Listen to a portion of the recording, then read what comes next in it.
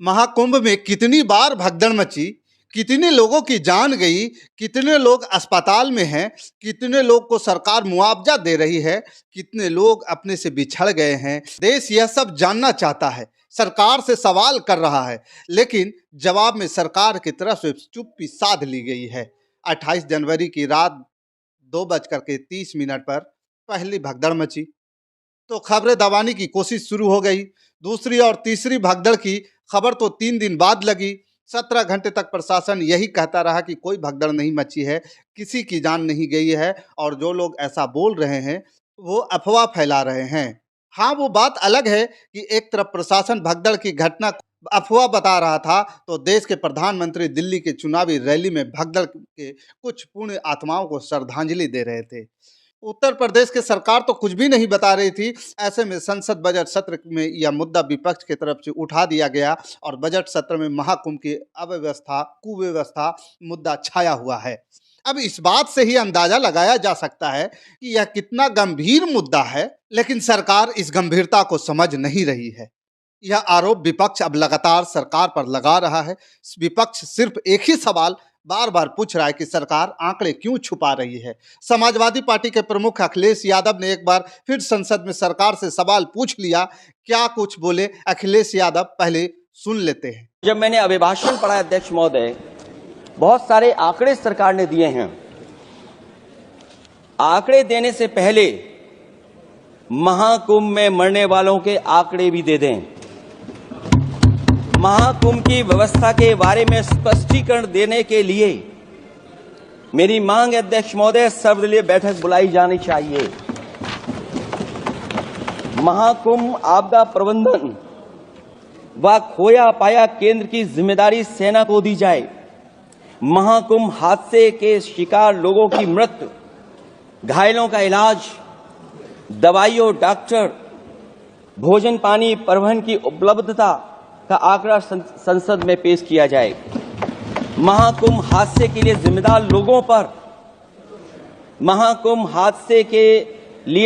लोगों पर घोर दंडात्मक कार्रवाई हो। जिन्होंने सच पाया है उनको दंडित किया जाए। यह बात सिर्फ अखिलेश यादव का ही नहीं है, बल्कि राज्यसभा में विपक्ष के नेता मल्लिकार्जुन खड़गे का भी कहना है कि योगी सरकार सही आंकड़े छुपा रही है। खड़गे ने राज्यसभा में कहा कि हजारों लोगों को मेरी श्रद्धांजलि। अब उनके बयान को दबाने के लिए पहले तो बीजेपी सांसदों ने संसद में हंगामा कर दिया, और लेकिन खास बात यह रही कि एक बार फिर उपराष्ट्रपति जगदीप धनखड़ सरकार का बचाव करते हुए नजर आए। उन्होंने खड़गे को बयान वापस लेने के लिए कहा। क्या कुछ बोले थे खड़गे, पहले सुन लेते हैं। मैं महाकुंभ में दिवंगत लोगों को श्रद्धांजलि देता हूं, जिन्होंने आज हजारों की संख्या में वहां पर अपनी जान दी है। सर ठीक है, मैं थाउजेंड्स बोला, इसीलिए मैं इस अंदाज से नहीं बोला किसी को ब्लेम करने के लिए, लेकिन वहां हुआ कितने लोग मरे, कम से कम वो इंफॉर्मेशन दे। क्या सरकार आंकड़े छुपा रही है?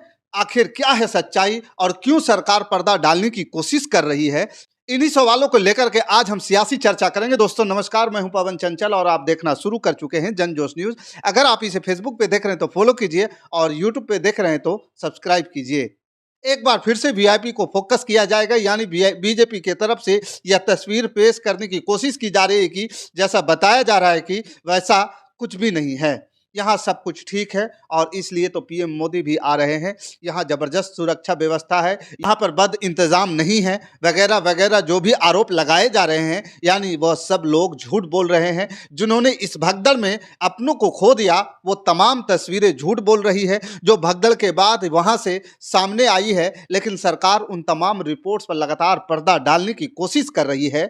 यहाँ तक कि भगदड़ वाले दिन तो प्रशासन यह मानने को तो राजी नहीं है कि भगदड़ भी हुई। खुद एसओचे ने कहा था कि यह सिर्फ एक अफवाह है, ऐसी कोई घटना यहां पे नहीं हुई है। लेकिन पीएम मोदी से लेकर अमित शाह और खुद राष्ट्रपति के ट्वीट और बयानों ने योगी सरकार पर इस झूठ की पोल खोल करके रख दी। पीएम मोदी ने दिल्ली में एक रैली के दौरान पुण्य आत्माओं को श्रद्धांजलि दी, तो अमित शाह ने भी ऐसा ही ट्वीट कर दिया। हालांकि बीजेपी के दिग्गज या तो मान रहे हैं कि हादसा हुआ है, लेकिन आंकड़े वो भी नहीं बता रहे हैं। उनके इन ट्वीट से, उनके बयानों से यह साफ जाहिर है कि आंकड़े छुपाने की कोशिश की जा रही है और इसको लेकर के विपक्ष हमलावर है। यहाँ तक कि सपा सांसद जया बच्चन का बयान आया कि भगदड़ के बाद जिन लोगों की जान गई है उनको तो नदी में फेंक दिया गया और जो यह रिपोर्ट्स आ रही है, खबरें आ रही हैं, जिस तरह की तस्वीरें आ रही है, उन सबको देखकर यह तो स्पष्ट है कि महाकुंभ में भगदड़ के बाद उत्तर प्रदेश की सरकार की तरफ से जारी किया गया जो आंकड़ा है वो भ्रामक है।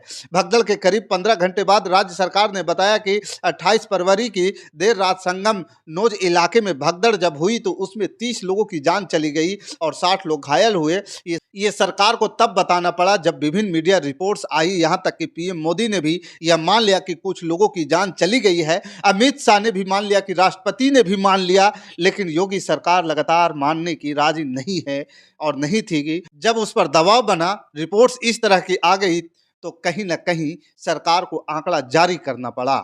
लेकिन अभी भी इस पर संदेह बना हुआ है। यहाँ तक कि विभिन्न रिपोर्ट जो आई है मीडिया के, उससे अब यह साफ हो चुका है कि भगदड़ एक जगह नहीं बल्कि कई जगह पर हुई थी। संगम नोज के अलावा एक भगदड़ उसी रात झूसी में हुई थी, जिसके बारे में मेले में डीआईजी वैभव कृष्ण ने कहा कि पुलिस के पास ऐसी कोई जानकारी नहीं है, यानी उस घटना को भी छुपाने की कोशिश की गई।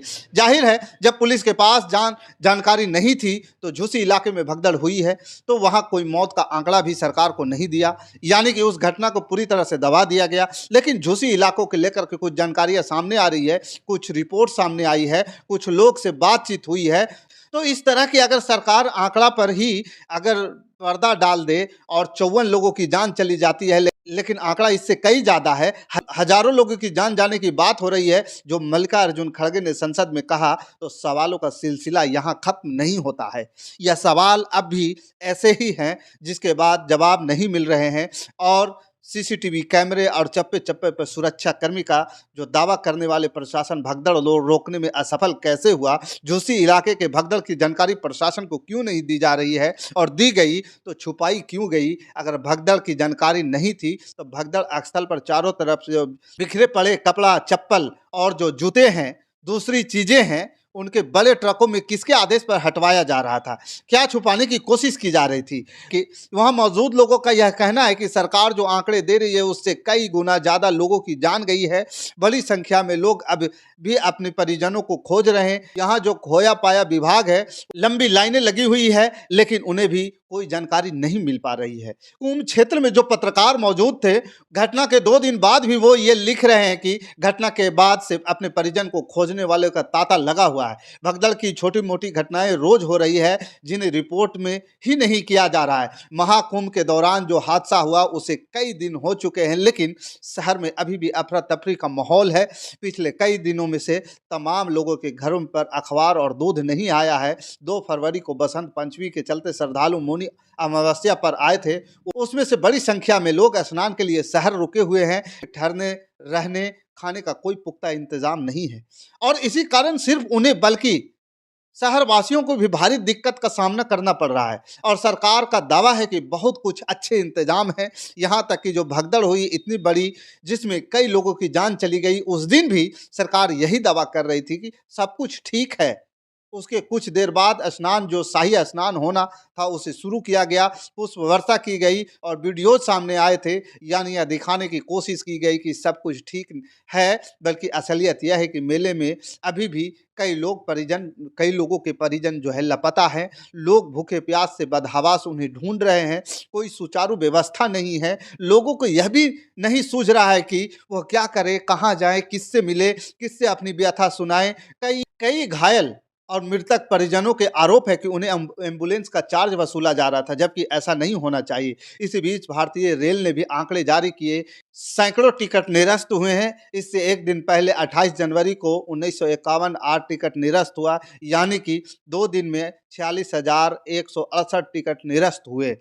इसके लिए रेलवे के 2 दिन में टिकट रद्द होने से 4 करोड़ 7 लाख जो है रिफंड किए हैं। अब तमाम मीडिया रिपोर्ट्स की बात कर लेते हैं, जिसमें लगातार यह दावा किया जा रहा है कि वहाँ स्थितियाँ बहुत खराब है। तो तो देवायर में छपी एक रिपोर्ट में लिखा गया कि कुंभ मेले में अनगिनत होल्डिंग्स लगी हुई है, बैनर लगे हुए हैं जिसमें मुख्यमंत्री और प्रधानमंत्री की तस्वीर लगी है, जिसके साथ लिखा है कि इस कुंभ का ब्रह्म वाक्य सनातन गर्भ महाकुंभ पर्व दर्ज है। अब ये जो पंक्ति है मेले की बद इंतजाम को छिपाना चाहती है। देवायर आगे लिखता है कि जिस प्रकार स्ट्रीम मीडिया नहीं बोल रही है, मौनी अवस्थिया को महज 3-4 दिन पहले मेला क्षेत्र के सेक्टर 78 में अस्थायी सड़कें नहीं बनी थी। मीडिया वाले प्रशासन के स्नान में रिकॉर्ड संख्या में भागीदार बनाने के लिए उकसा रहे थे, वो उन्हें घर से निकाल करके मेले में आने के लिए उकसा रहे थे। जब 27 जनवरी को केंद्रीय गृह मंत्री अमित शाह और मुख्यमंत्री योगी आदित्यनाथ मेला क्षेत्र में गंगा स्नान के लिए आए थे, उस दिन सारे पीपा यानी कि पंटन पुल बंद कर दिए गए थे, महज 2 पुल खुले थे और लोग पैदल चलते चलते परेशान हो गए थे। इसी तरह भास्कर के इन्वेस्टिगेशन एक रिपोर्ट में उन्होंने जिसमें लिखा है कि 4861 या फिर 100 भगदड़ में मौतों की आंकड़ा क्या है। भगदड़ में एक नहीं बल्कि 3 जगह भगदड़ हुई। 49 या 61 या फिर 100 भगदड़ में मौतों का आंकड़ा क्या है। भगदड़ में एक नहीं बल्कि 3 जगह भगदड़ हुई।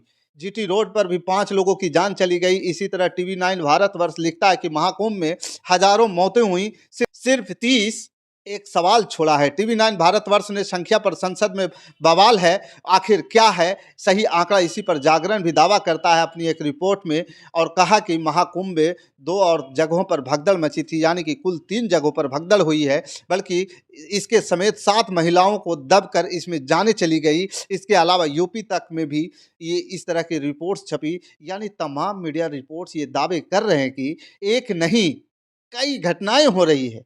इसके अलावा भी कई ऐसी घटनाएं हैं जिनकी तो जानकारी ही नहीं निकल करके आ रही है और इन सब के अलावा सरकार सिर्फ और सिर्फ इन सारी रिपोर्ट्स पर पर्दा डालने की कोशिश कर रही है। यह दिखाने की कोशिश कर रही है कि वहाँ सब कुछ ठीक नहीं है, जबकि असलियत इससे बिल्कुल परे है और यही बात विपक्ष जोर शोर से उठा रहा है और उसकी बात को भी दबाने की कोशिश की जा रही है। इस खबर के प्रति आपका क्या विचार है, आप हमें कमेंट का जरूर बताइएगा। हमारे साथ बने रहने के लिए धन्यवाद। जय हिंद, जय भारत।